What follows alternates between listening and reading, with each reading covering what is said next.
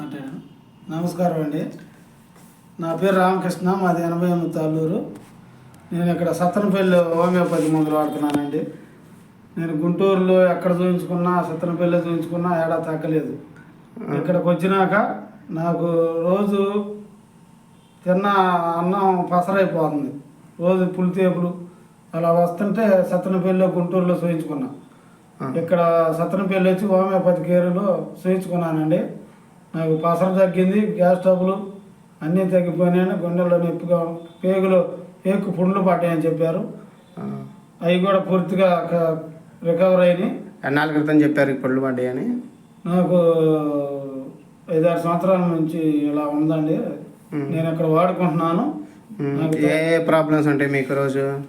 నాకు గుండెల్లో నొప్పి, బాగా ఊపిరి పీల్చుకోవడం కష్టంగా ఉంటుంది. దానివల్ల